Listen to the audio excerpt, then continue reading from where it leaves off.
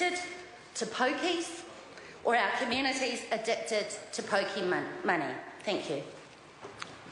The Right Honourable Winston Peters. Mr. Speaker, in the long history of this party, New Zealand First, we have never promoted gambling in this country. At all levels of reforms and changes, we have never taken that position. But the law of New Zealand does allow for gambling, and for certain types of gambling, and the government is a significant beneficiary of such activity. But I want to say right now, I'm hearing from certain members just how out of touch they are with the facts of this country and how biased they are about certain industries. Mr. Flavel's bill purports to reduce harm caused by Class 4 gambling, for example. It is New Zealand's first submission that the bill is completely ineffective to achieve that purpose. There are many alternative forms of gambling available, all of which can have a negative impact on the problem gambler. There's an ever-increasing number of internet-based gambling sites which, though not necessarily illegal, are easily accessed by anyone with a home computer. These sites look to replicate casino and poker gambling from the comfort of their home. It's all happening under the members' very eyes now. They have the same potential to take money from the weak-willed, but give absolutely no benefit whatsoever back to the government or the community. And this bill will do nothing to save people from themselves. This bill is not about the proliferation of pokies, and let's comment on some specific provisions of the bill which some members here need to acquaint themselves with, particularly since they say they belong to their local communities in which so much of it happens, but when they evince their views in this House, they seem to understand very little. Clause 5 of the bill would remove racing from the authorised purposes which can benefit from pokey funds. This is a 32,000 people industry.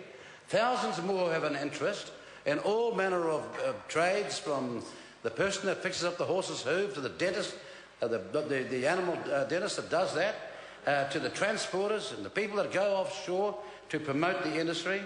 It is a $1.8 billion industry to the economy.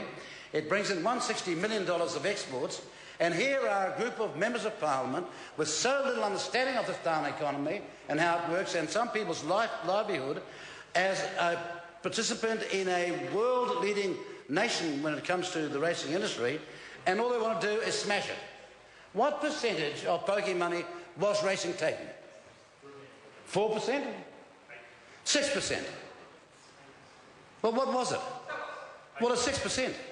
All the rest is going to the underpants-wearing society of Remuera, who don't support the racing industry, and all manner of other people that the last speaker and the promoter of the bill is wanting to help somehow.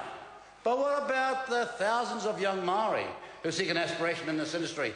From the people who get up at 4 o'clock in the morning to the guy who's a jockey like Michael Walker, who was in Australia the other day and there's a 115 to 1 outside and he got it home. That's about someone's lifeblood here, about which we speak. The introduction of pokies had and continues to have a significant deleterious effect on the TAB betting, which is the lifeblood of the racing industry, which is a multi-million-dollar export earner for this country.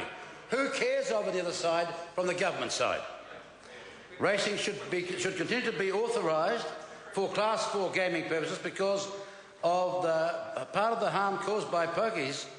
Part of the real harm caused by pokies is the attack that it is allowed by silly decisions from Parliament in the reduction of TAB funding stream of racing. This is an industry in crisis because the government doesn't seem to understand what it's worth to this country. Now, Clause 6, 1 and 9 would require that at least 80% of funds be distributed in the area where they are raised. We agree with that, but we do not think the smart thing to do here is to go and give it to the local bodies who are accused every day of putting up rates, and here comes one more expenditure, one more administrative cost that goes to local government. And they'll go back to their clinics and sympathise with the local government politicians about rates, but here they are, one more nanny state in position. Why? Because they're out of touch.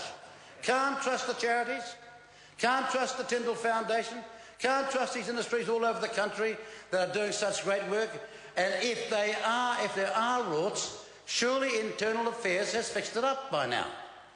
If the members of Parliament were aware of what's going on in their community. The days of the rorts are long gone.